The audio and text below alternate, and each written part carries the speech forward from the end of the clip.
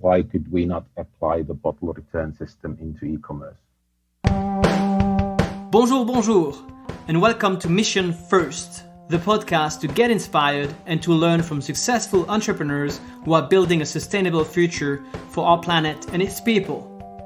I am Gilles Toussaint, your host and the founder of GT Impact, a growth and digital marketing agency working only with companies making a positive difference in this world. Lots of entrepreneurs dream of disrupting a market with a real innovation, but few are those who manage to achieve that. The circular economy seems like the perfect solution for our future, but it's not easy to develop the right product with the right business model at the right time. You have to find the right early adopters, and sometimes factors like market, society trends, or even political decisions play a major role on the timing. Today, I have the chance to talk to Jonne Hellgren, the founder and CEO of Repack. He launched his company Repack in 2011, and from what he told me, he launched it way too early. He went through some difficult phases, like changing co-founders and the early team, but he hung on, and now his company is trusted by more than 150 brands like Zalando, Levis, the AvocadoStore, and he's revolutionizing the packaging industry for e-commerce. Repack makes packaging which is reusable and returnable.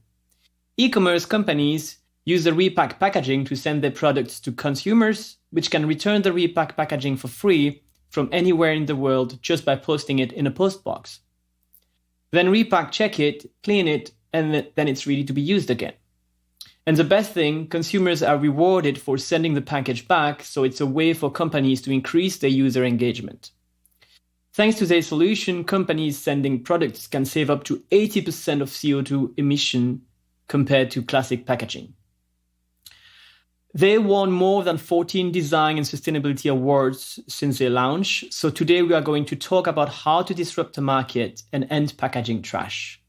Jonne will share some advice about product design, circular economy, and how to find the right customers.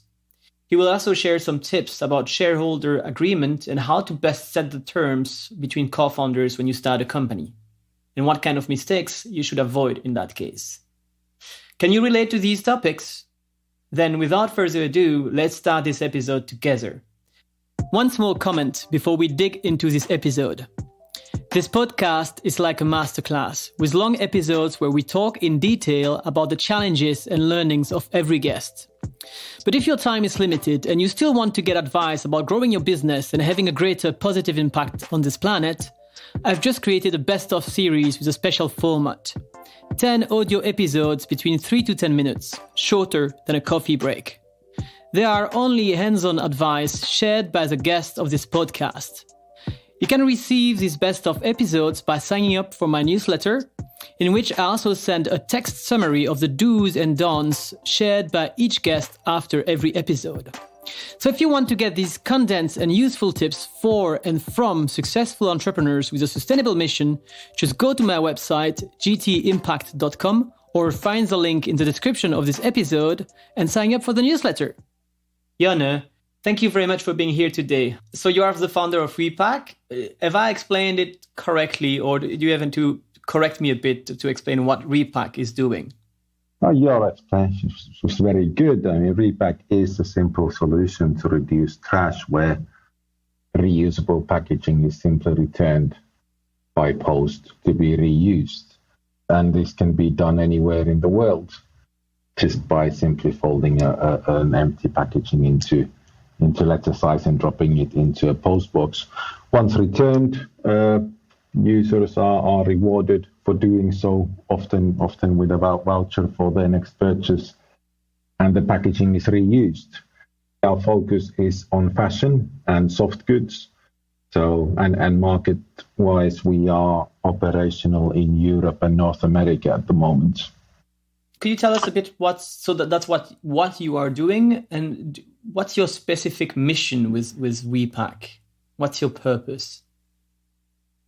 Well, we actually, when we founded a company, it had nothing to do with reusable packaging. We founded a sustainable design agency. I myself have a sustainability consultancy background, and we founded a design agency with 2 industrial designers with the goal of combining environmental analysis into a product design process. And during the first years of working together, we were working with Finnish Post Office and came up with we spent a lot of time in the warehouses and saw the rise of e-commerce. So we came up with the idea, one of the inventor of our team really came up with the idea of why could we not apply the bottle return system into e-commerce. So we've grown up with the bottle return system in Finland. It's part of our culture, really. So that was the initial idea, and for 2-3 years, Repack was just a side project within the company. So while we were working with different design projects for different companies, Repack was a side project. But it started developing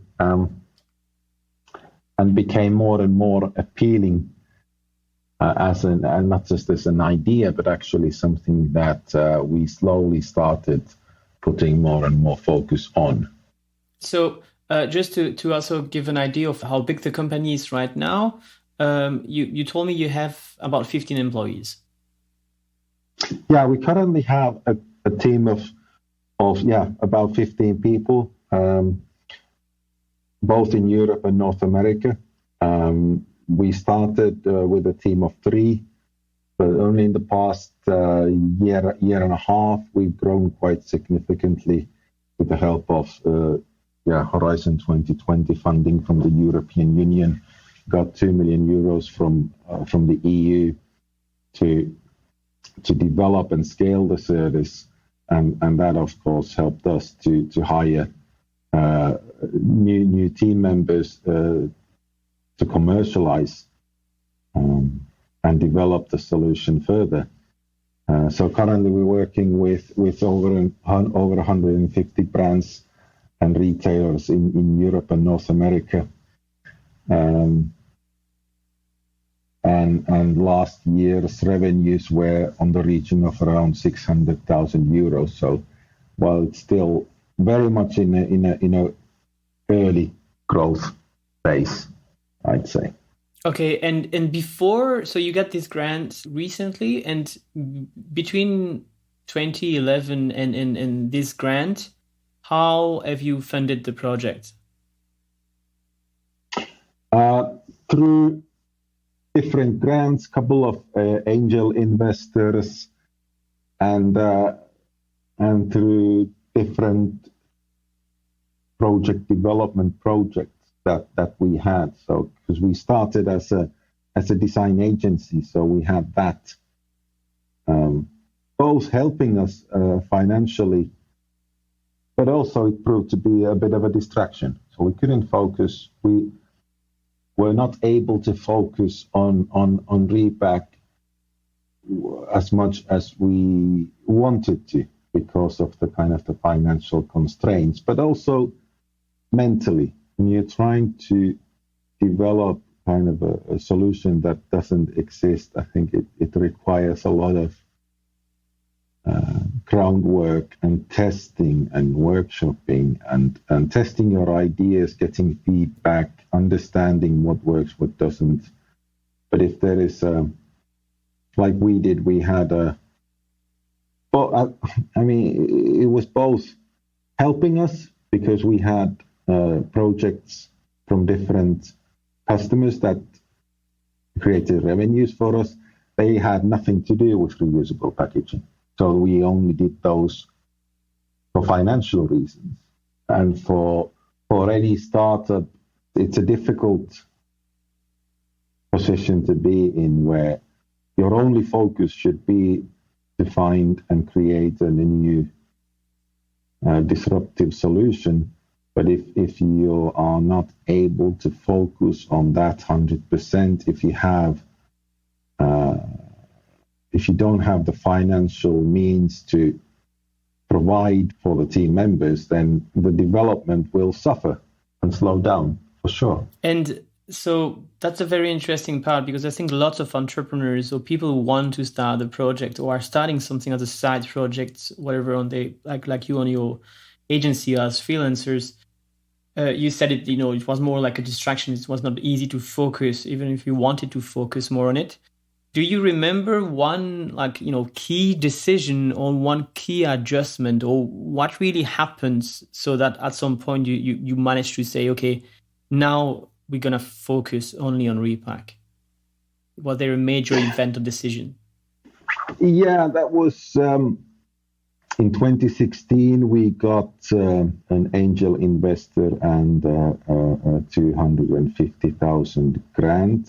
So we had about 400,000 euro budget for the next year, which at that time for us, we thought it was a lot. And after 12 months, we hadn't really made much progress.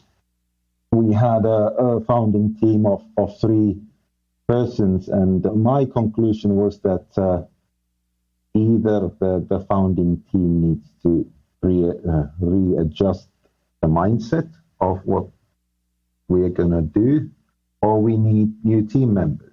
At the startup, you're always learning. You're always doing things that you don't know what you're really doing. You just have to do them. You have to learn new things, new skills.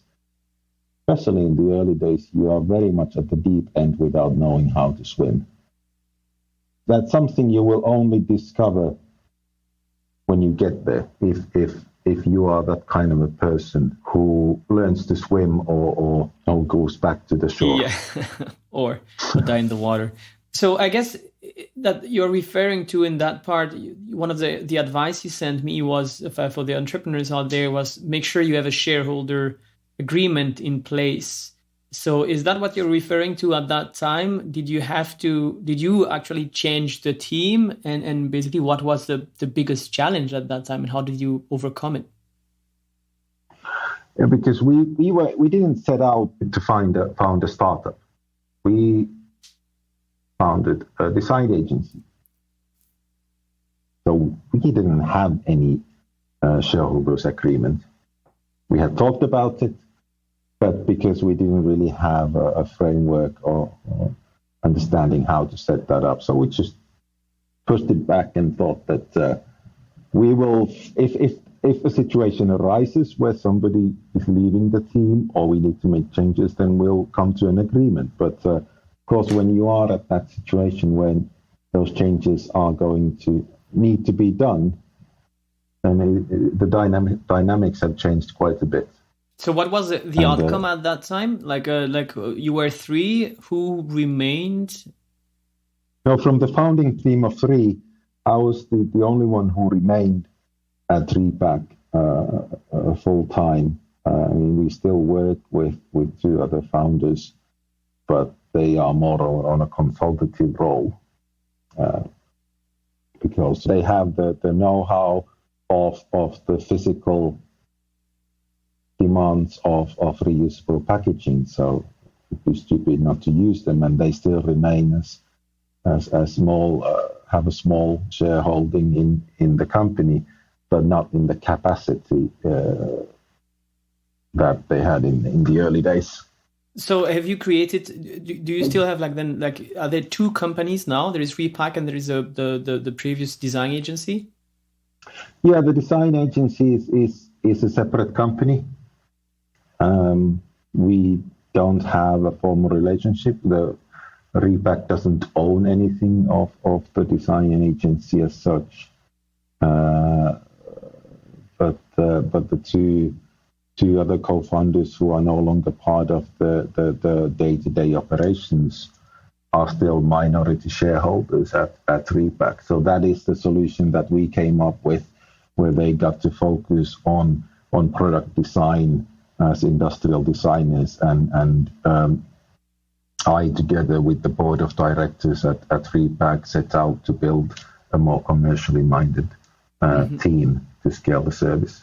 If you had to start this over again, because this is really interesting. I'm growing an agency as well, and we are at the time right now, for example, where we like start to have partners, and it's hard to say at the beginning, okay, are these going to be co-founders or employees or freelancers, or and I know, for example, like me, my goal is to help companies like scale and grow with digital marketing and video marketing. But I know as well that you probably know it, that services are not scalable, not easily.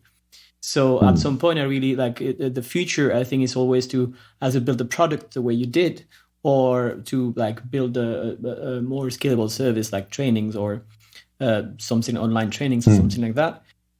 What would be, if you would start over again now, what would be the advice you would give in terms of like shareholder agreement to the person starting this kind of things in parallel and with different co-founders, and that is not sure yet where you're going? Yeah, nobody is sure where you're going to go. Things will change. Plans will change. Your personal situations will change. You may get a cool job offer at a different company. Your partner may want to move to a different continent. Life comes and happens. So for those situations, I strongly advise every company founder to figure out that, what if I decide to leave this company, or what if my partner decides to leave this company? How do we resolve that situation? What happens to the stock that they have? That is the key question, because if you have, for example, a shareholder that has 30% of the company at an early stage where it hasn't generated any revenues, for example, and then they decide to leave, then it's unfair to others that this person who's leaving the company would still own 30% of the company, while the others would stay and build the company, and this one person who has left would still benefit from all the future proceedings. Of course, they may have had a significant impact at an early stage, so it may not be possible that they give out all their stock, for example. But these situations kind of need to be discussed when things are fine. Yeah. So that everyone feels that, okay, this is a fair way to resolve a situation if and when it arises. You said something very interesting, is you said, like, you need to wait. It's unfair to leave, or you have an unfair advantage if you leave before the company is even like making revenue or is profitable, let's say. Is the solution for you then, if you were to start again, to go for like vested equities, not even in terms of years, but in terms of objectives of like you get a part of the shares? So vested equities, for those who listen to, are like a part you can vest, and so gain some equities, earn some equities depending on the time you work on, and you can have as a progressive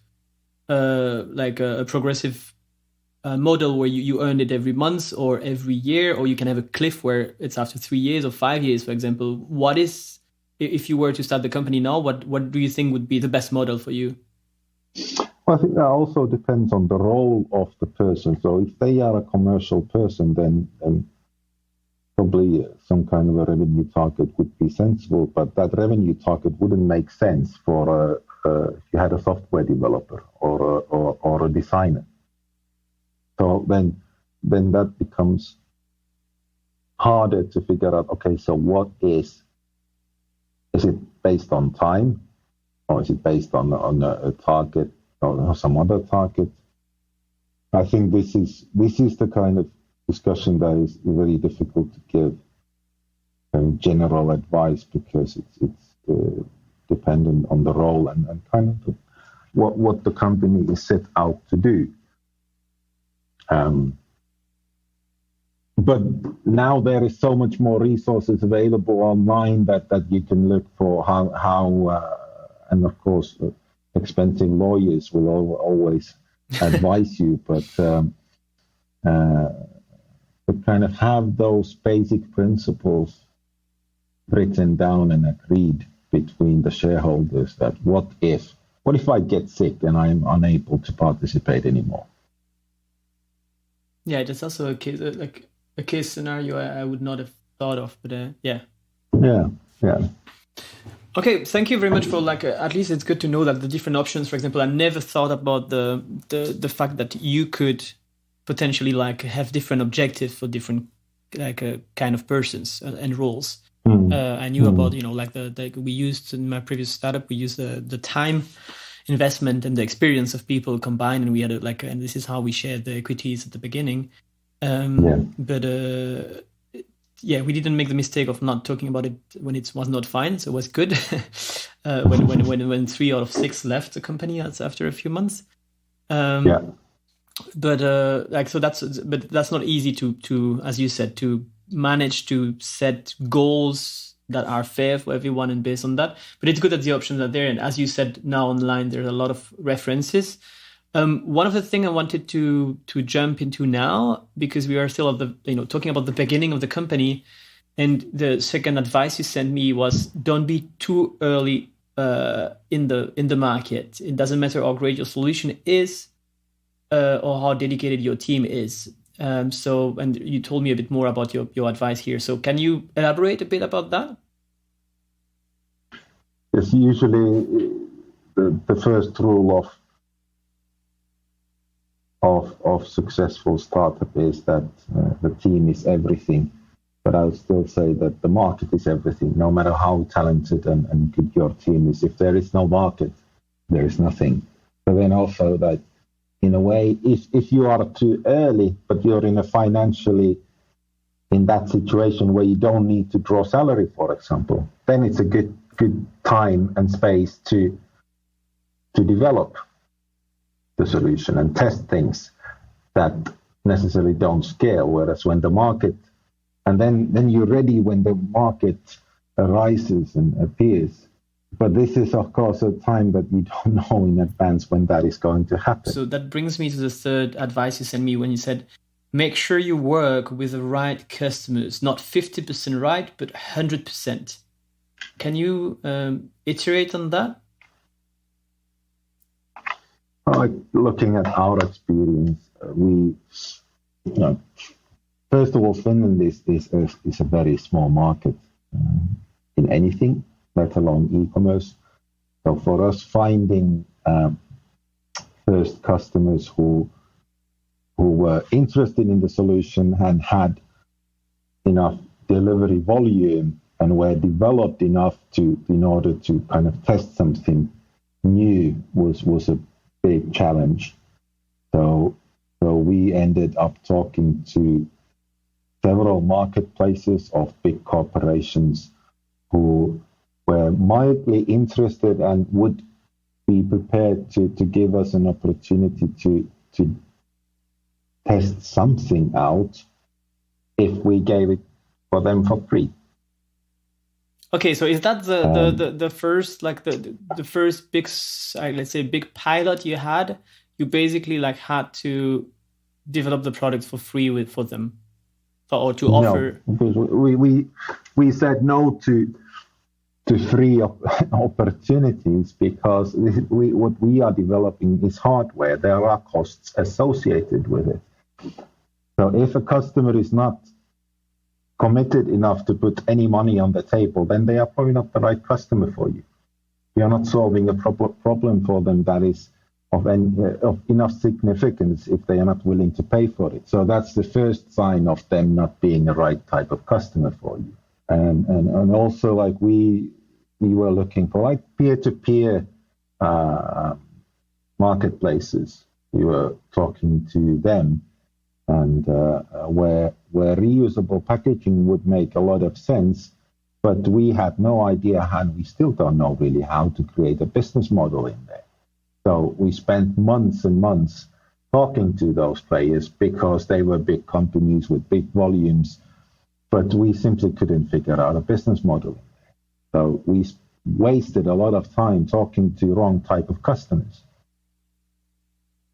The right type of customers, when we found them, proved to be really small. So they didn't really create any revenues from the service, but they were enough. They were kind of those crazy innovators in a way that they were willing to put money on developing a solution that works for them, that then and we at the same time saw that these are type of customers where that there are so many of them that we can then scale the solution that we develop for them to other similar customers. And is that what you meant as well when you said something very interesting in I think on the Change Now like conference stage, where you said that different stages have different challenges, and that like multi-billion companies need different requirements to work with than small companies like your early adopters. When you said you tried a bit of both, the small ones are the most interesting for us. Is it just for this stage right now, and are you starting to slowly progress with the biggest one? Because I mean, you have Zalando, for example, or also H&M as well. Like that starts to be like big fish out there. So what was your approach to go from the small to the big ones? Well, the small ones are quite easy because they are in the field that we are in. They were the sustainably minded entrepreneurs who had started a brand or circular jeans brand or sustainable fashion or something like that. So for us, if they were not interested in what we do, then I don't think we would have had, then that would have been a sign that we don't have really anything except a nice idea, but doesn't even interest the hardcore founders of sustainable fashion companies. With those, the good thing about those is that they punch above their weight in terms of being cool and resonating with the right type of audience. So many other founders who work in sustainable fashion see that, okay, this brand, Mud Jeans, adopted Repack. What is that? We want to find out. So like with any segment, you buy from each kind of those small companies work, of course, as a reference to other similar type of brands. And then the next stage is going to kind of early majority. It's still traditional model of innovators, then early majority of more established, bigger companies with sustainable mindset. And then we are coming the quote, and with every segment they buy from, when they are, it's easier for them to buy if they see similar brands have bought. And of course, the difficulty there is also always to have the first customer from that segment. So when a year and a half ago, when we at the same time we started working with H&M and Zalando, kind of doing the phase one of reusable packaging with them, that led to a host of approaches from other global brands and retailers who are looking at what their competitors are doing. But you can't go from working with a small sustainable fashion brand to a global brand who are, of course, also looking at what size of a partner they are going to bed with and how reliable. And so those discussions take time. They follow you for a number of years, how things are progressing, how you're growing, what are your references saying about you. They do probably a lot of work in the background that you don't even know that they've been talking to your customers. And is there, in that case, did you have a specific like follow-up strategy, or were you, because it's true, like with these big like giants, the bigger the company, the more like resources they have, the longer it takes to take decisions, but they can follow you for a few years because they have enough, basically, like they can have a sustainability manager whose role is just to have a look at the state of the art out there and what is going on. Did you have a follow-up approach every 6 months to see, hey, like to contact the same person and talk about your progress, or have you just waited that they got back to you? No, we do have you have a sales process that you follow, and you have regular newsletters, and going back to seeing like what if now is the time to continue the discussion, but it's often quite one-sided discussion. You are knocking the door quite many times before you get the response, and the response is usually it's not a priority at the moment. Let's come back to it in 6 months' time. So yeah, don't give up. Though in time they will turn. Not all of them, but a big portion of those, of course, will turn into customers as well. But the kind of the best sales tool is always a competitor doing it, or a reference group doing it, and that being published and resonating and spreading in the media. Are you actually like trying to boost these word of mouth by for example, doing some LinkedIn advertising strategies, or boosting some posts on social media when you have some success with customers, to just amplify that these successes so that it arrives to the to the ears of the other companies? Yeah, we do, because it's the best kind of sales tool that we have is a launch with a well-known brand. And for them, it's also a marketing tool to talk about the initiatives that they're doing in terms of sustainability. So we never really have problems in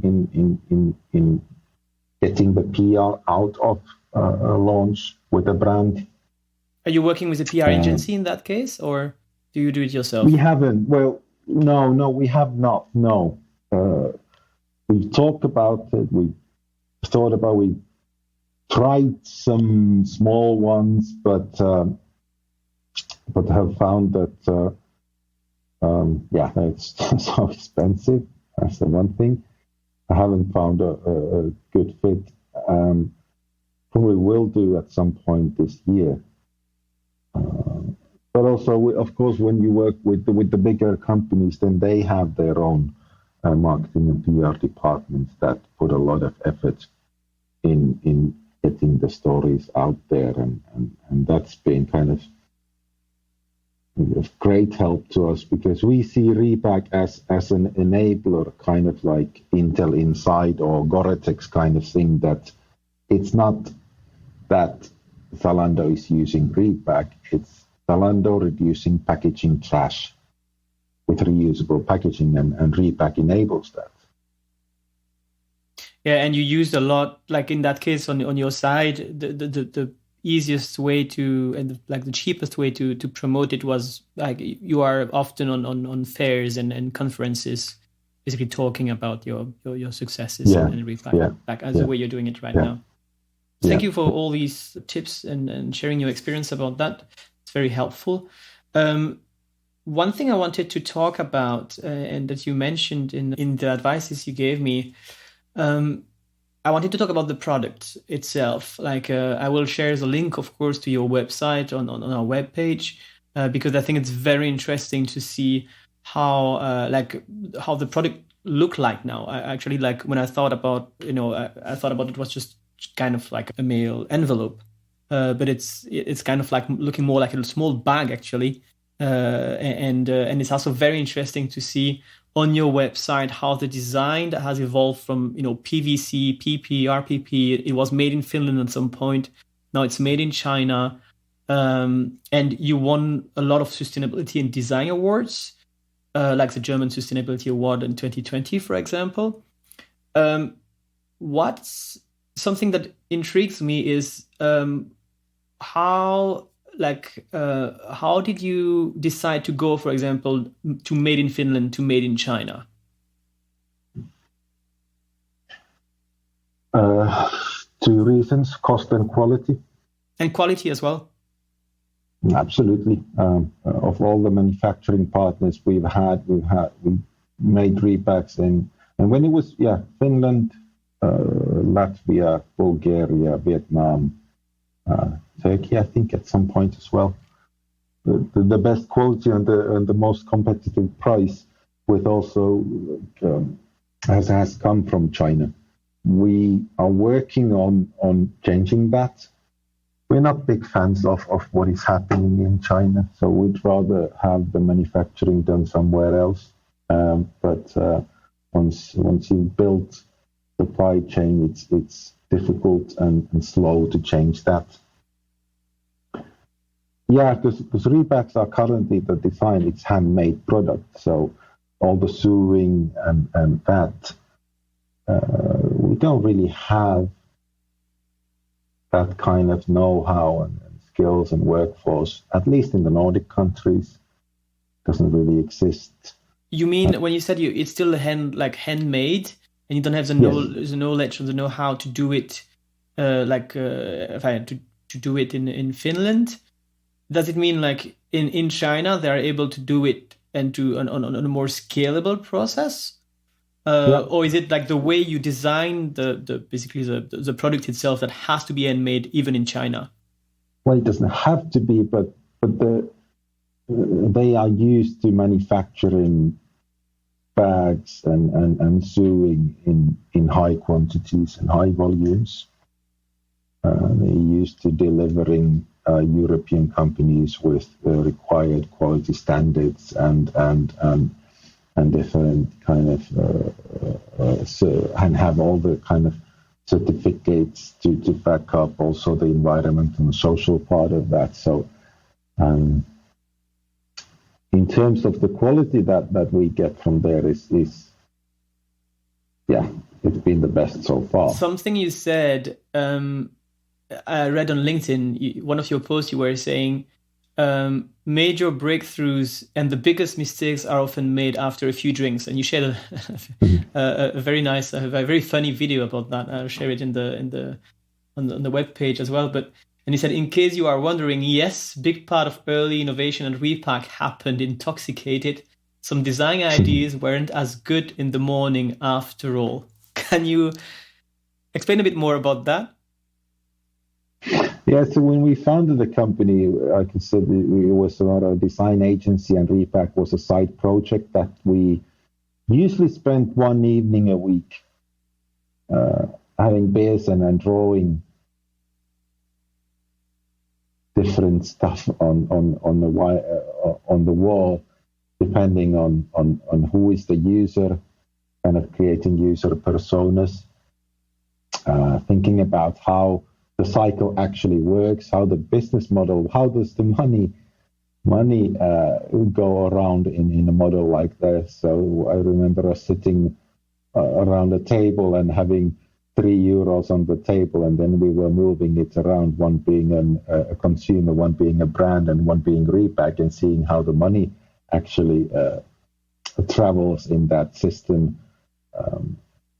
The packaging designs as well, going through those, drawing them on the wall, criticizing or congratulating on major breakthroughs that may not have been such big breakthroughs in the morning or when you actually went to talk to a manufacturer. It was the most fun time of the whole journey, I'd say, in that sense, because everything was possible. There were no limitations because you didn't understand too much about the limitations of possible customers or supply chains or logistics operators. So quite uplifting time in a way where, everything is open.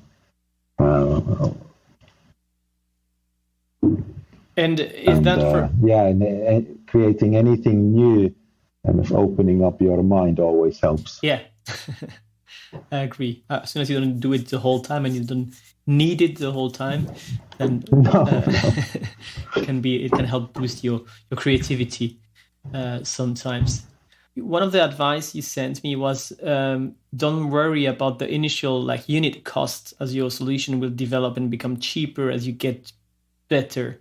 And I guess as you just mentioned, how business model work, the different types of business models you have imagined. And here, can you elaborate a bit on that, about how the cost has evolved? And I mean, were you worried about that at the beginning and then you realized you should not have been worried about it? I don't remember if we were worried about it, but I do remember that when we were first manufacturing the bags, the unit cost per bag was something like 7 or 8 euros.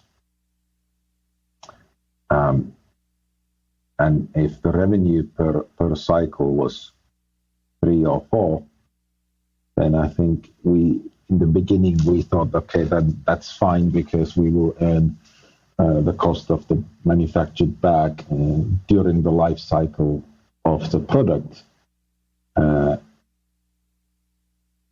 But the unit cost, well, if you make something for 7 or 8 and you sell it for 3, of course it doesn't make any sense. So even if you reuse it, because that was the idea behind what you just said, right? Yeah. So it does make sense in the long term, but at that cost point, you would need to be seriously well-funded operation to carry that initial capital investment, and we definitely were not that at the time. So I don't know why. Maybe we didn't think about it too much, or whatever the reason was. But I mean, it could have been that we would have had someone really strict on kind of a cost controller type, which probably exists in any big company. So the controller would probably have said that, look, guys, there's no way this initiative is going to get funded when the unit cost is this high. And that would have killed the project before it even got started. And what happened then that made it like possible right now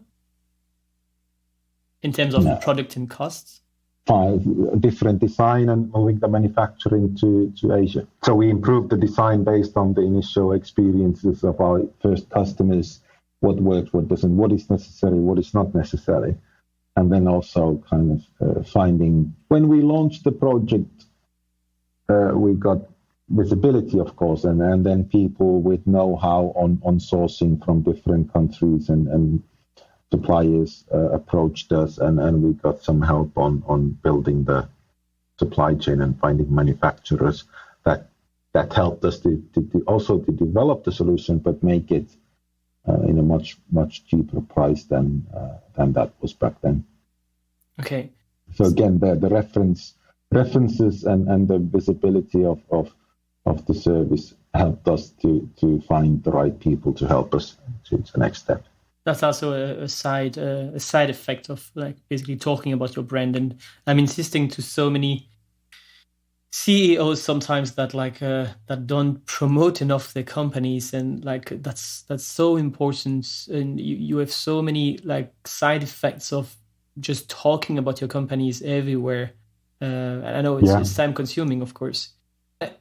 I mean, it's most time consuming, and but it's if we had decided to be in stealth mode, as was the style of some startups more back then, 2013, 2014, we would not have been exposed to the people who find something like this interesting and are interested and willing and have skills to help us to take the next step. So, and also coming from Finland with no market, no real e-commerce market, it was clear from, at least to me and from day one, that we need to be at events speaking about this and try to get as many speaking engagements around Europe as possible and anywhere really. So that's a big time investment, but without it we wouldn't have built the network or the brand recognition and won the awards or done anything really had we stayed in here and developed it in stealth mode. Absolutely vital to get your name out there and push the message, because it's at least for us, it's been absolutely critical. Yes, that's a good advice, and I totally agree with it. So, talking about the price, so I have let's say a marketing sales question here, because I saw on your website, it's the price per unit are already on the website. I think it's like the cheapest one is 275 per cycle euro. How did you come with the business model at the end that I saw that it's actually not the brands who pay for it, but the brands offer their customers to usually like have a repack of, in that case, a sustainable, reusable packaging and to pay for it. So how did you come up with that solution with the brands instead of having had them like just buying it and charging more? And on the marketing side point of view, should you put the price on the website or not? Because, of course, putting the price on the website will deter some customers, but also like save some time for you. So what was this intentional on your side? So the business model, because Repack is definitely at a premium price point when you compare it to any other packaging, single-use packaging out there. And the reason for that is that we cover the cost of the return, and that's where the biggest cost arises. It's not the packaging itself, it's the being able to return it from anywhere in the world, whether that causes the high cost of it.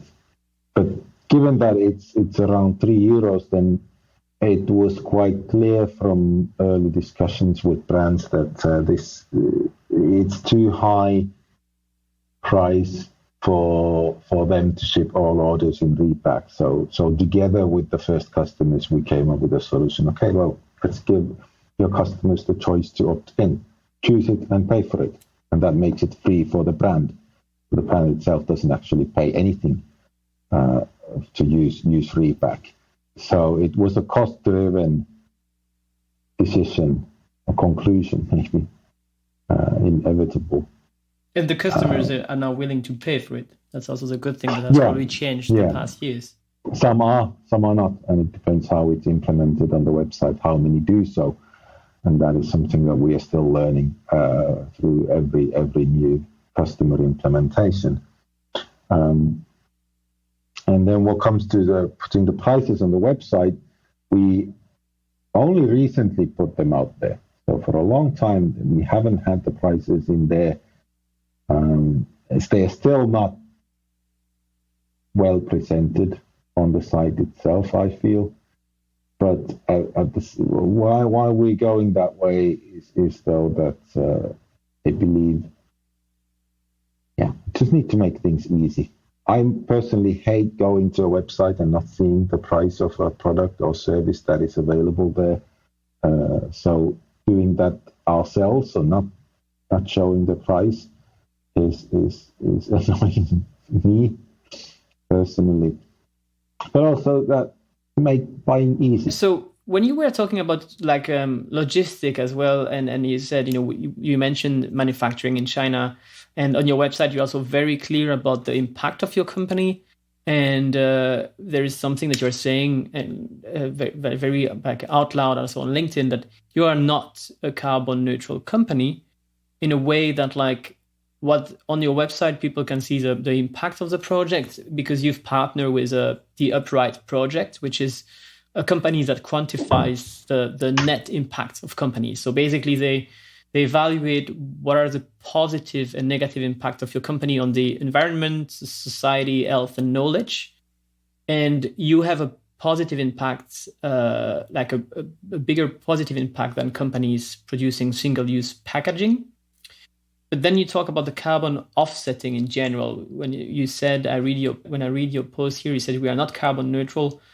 Since 2015, the United Nations Climate Change Conference, more and more firms are communicating about the carbon neutral strategies. But most of the time it implies carbon compensation programs, but not necessarily a real trajectory of meeting the 1.5 scenario. And then, you talk about the issue of how carbon, like the ton of carbon, is priced. And like also the other issue is that like lots of companies saying they are carbon offsetting are actually less willing to just progress and evolve in the right direction on their side, because they're just paying for the damages that they have. So can you iterate a bit on that? So when we were founding the company, I was doing exactly this type of work of calculating carbon footprints of different products and different systems. And the end result was usually that, okay, now we understand where the emissions come from. What should the company do about that? And usually the answer was that, well, now we know. I mean, that's fine. Now we know. But to do something about it, that's difficult. And usually nothing happened. And I got quite frustrated about it, that information was actually the objective, to understand where the emissions come from, not the starting point of actually starting to reduce them. And still seems that many companies simply calculate their carbon footprint and then buy carbon credits and say, okay, now we've done our bit. Now we are carbon neutral, and use that in their greenwashing PR and stuff like that, but actually not doing anything about the emissions. For example, when we speak to a prospective brand about using Repack, and many brands at the moment are highlighting the fact that they are carbon neutral and saying that this is sustainability is really important to us and blah, blah, blah. However, when it comes to then doing something about it, for example, offering their customers an option to use reusable packaging when they shop online and paying for it so that the brand doesn't have to pay anything themselves, many of them still come back like, well, this is nice, but it's not a priority for us. So, okay, so you're a brand that is really pushing the message of you being carbon neutral and having the sustainability projects highlighted on your site. But when it actually comes to offering a solution and putting it out there and changing the way you work as a company and your logistic processes, then it suddenly is no longer a priority. So to me, carbon offsetting is the easy way out of not having to do anything. You don't have to do anything. You just say, like, we are carbon neutral, we are responsible, this is important to us, and then carrying on business as usual. And that will not, it's not enough to reduce emissions. So, I mean, European Union has a really ambitious target of over 50% carbon reduction in little over 10 years, or 2030. That will not be achieved through offsetting. We need to do, all of us, every company, every individual will have to change their habits. Yeah, I agree totally. Like because it's just offsetting is we had the talk also with Lubo Miller from Plan A. Is a way, but that should be the last way you use to basically be more carbon neutral, because it's so easy for all these companies, and it's just logical, right? We are more and more on the planet. You can't, like, everybody cannot just keep on paying for the negative impact they have in their environment, because the way carbon offsetting works is usually like you pay for having a company who has a positive impact, to support a positive initiative on the environment. So, for example, planting trees. But if you keep on destroying forests and if you keep on polluting everywhere, you can't plant trees everywhere in the world, because it's just being more packed right now. So I totally agree with you. And I mean, it can be that one day we will also offset some of our emissions, or all of our emissions. But before we do that, we need to it's kind of the last on the list. What was the biggest thing you've changed on the company level to adjust to try to decrease your carbon emissions? Was it less travel by plane? Less? Are you all vegan? I know. Well, now for the past 12 months, we've stopped flying. Yes. You stopped flying? Oh, yeah. For the past 12 months, yeah.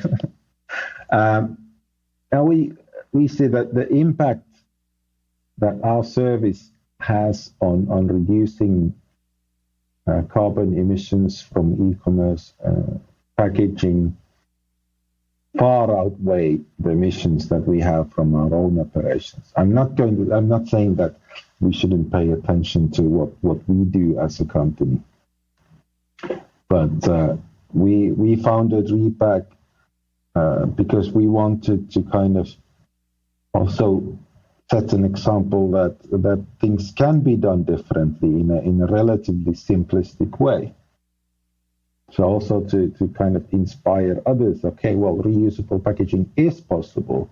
It is possible to create new business models that are now called circular economy, but didn't exist really back in 2013, 12, 13, 14.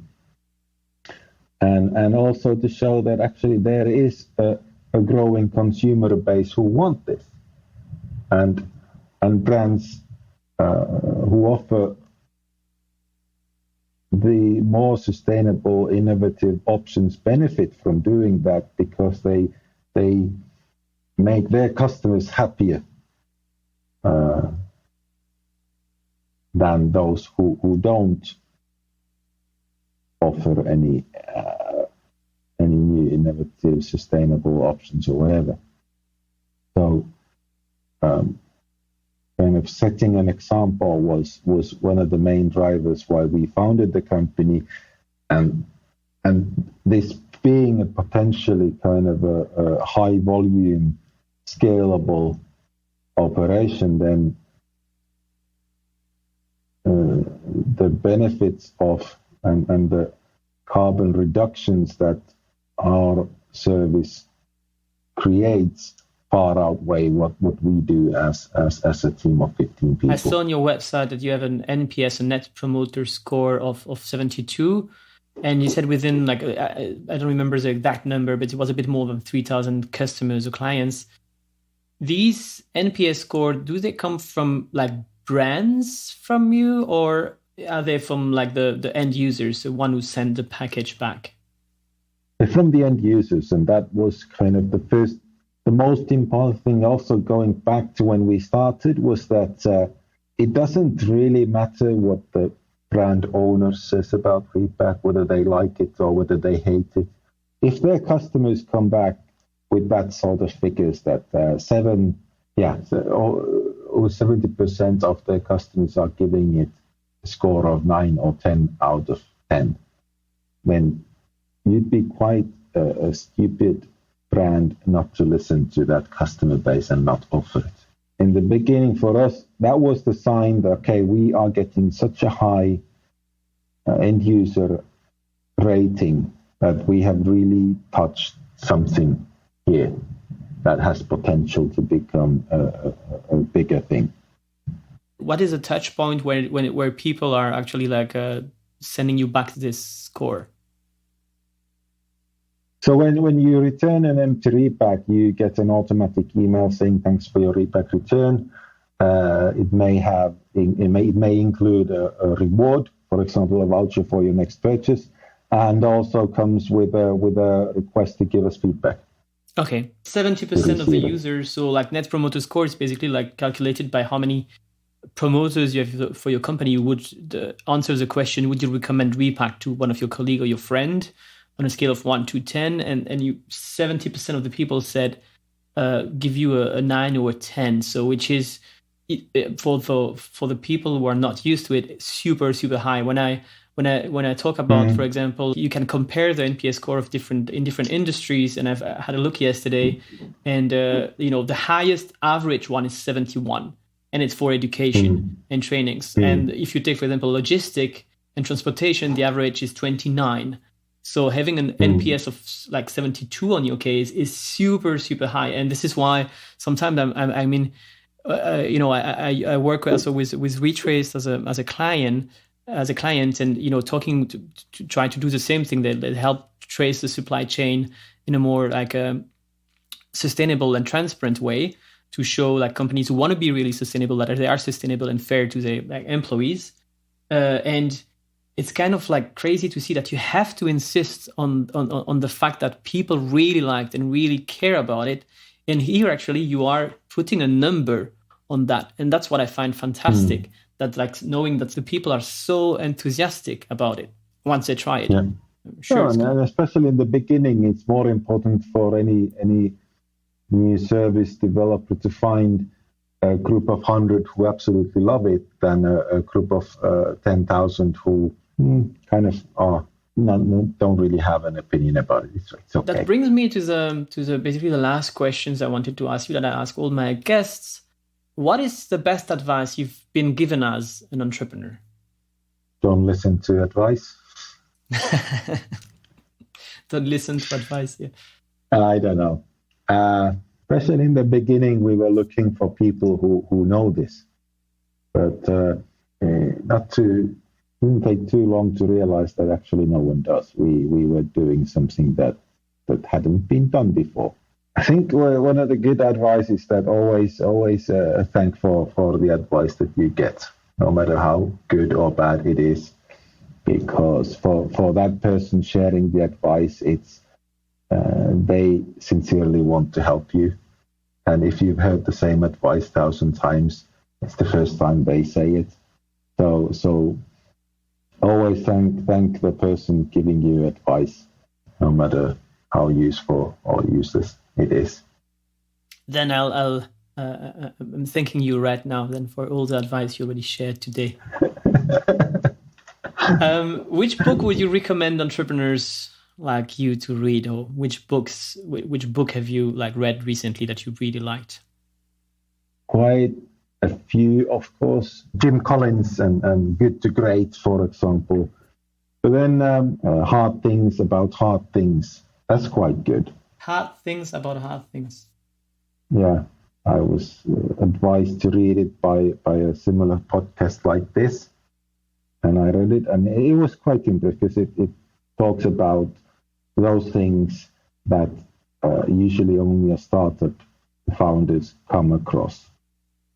And they are moments in any entrepreneur's life that are quite rare, and there are no easy solutions to. But like going back to changing a founding team, or changing, getting rid of an employee that is not performing, is that. Like in that book, what it said is that deep down, it's like a relationship. Deep down, you know things are not working out. And you keep pushing that feeling away, postponing the decision. But ultimately, the day will come when you need to make the big decision of parting ways. And at that point in time, it feels bad. But the next day, when you wake up, you know that it was a good decision and should have been done a long time ago. On the same topic, what is one podcast or influencer or blog that you would recommend to read? Or to listen to, or to watch? I only listen to football podcasts these days. Just to get my mind off work. Which team are you a fan of? I follow Everton, and then, of course, Finnish national team. We finally made it to Euro 2020. I hope it's going to be 21 now. Can you tell us one thing about you that I wouldn't be able to find out online? Besides that you are an Everton fan. I think that's a good one. We would let that. When I was thinking that before this podcast, are you going to ask me about how passionate I am about reusable packaging? And then I was thinking about how to answer that.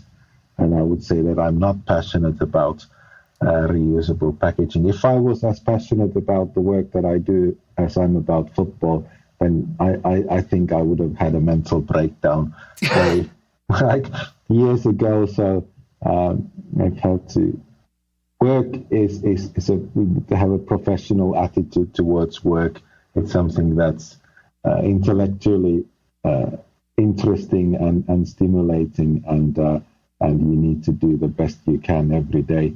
But if you're invested on that on an emotional level, as you are in a sports team, for example, then that's not good news for you in the long term, because there are so many setbacks, and highs and lows are really high and really low. You need to kind of try and keep it at some sort of manageable level to be able to cope with all the highs and lows that come to you almost on a daily basis. So is it really what drives you then on like that kept you going, is the fact that you wanted to stay professional and to keep on going with Repack? Or was it something else that was also motivating you? Well, what's motivating me is that this is definitely a marathon that we are on. It's not a sprint. So to kind of, we are still at an early stage. We're still proving whether reusable packaging actually scales. But it's the both kind of showing that, more sustainable ways are possible, can be done. And then also kind of the intellectual stimulation that doing something that's never been done is quite interesting and rewarding. It's a great way to end on that note. The final thing, before we say bye, this is your time if you want to say anything to our audience. Of course, I've shared the link of where they can find Repack, where they can find you on LinkedIn. But is there anything specific you want to share about, are you looking for investors? Are you hiring? It's your time right now to share it with our audience. If I was to not advise, it's more of an encouragement to any, especially those with entrepreneurial skills and background, is that focus on what the world needs in the long term, rather than games or ad optimization. The skills that any entrepreneur, especially those who've had exits already on their backs, put those skills into making the world a better place. Thank you. That's the best way to end this podcast, and I'm really happy. Thank you very much, Jonne, for sharing your experience, your success, but also the things that didn't work today and all your advice. I wish you all the best in 2021. I'm sure, given everything, like all the signals that I see regarding your customers, that the world is going in a better direction, at least in some ways, and that you have plenty of way to progress and have an impact with Repack. So thank you very much for your time, and I wish you all the best and have a nice day. Thank you, Charles. If you like this podcast, there are two things you can do that would mean the world to me. The first thing is to sign up for the podcast newsletter. That way you will be notified of the new episodes, but you will also get a summary of the learnings at the end of every season. Plus, for each episode, you will get the resources and the list of do's and don'ts that every guest shares with me. And finally, you will also get the opportunity to ask our future guests one question in advance. You can sign up for this newsletter on gtimpact.com. The second thing you can do to be super helpful is to recommend this podcast. For that, you can write a review on Apple Podcasts and share the podcast with your friends, other entrepreneurs, and people trying to build a sustainable future. That way, we can all learn together and work on a brighter future for us, our children, and our planet. Thank you very much, and see you next week for the next episode. Have a nice day.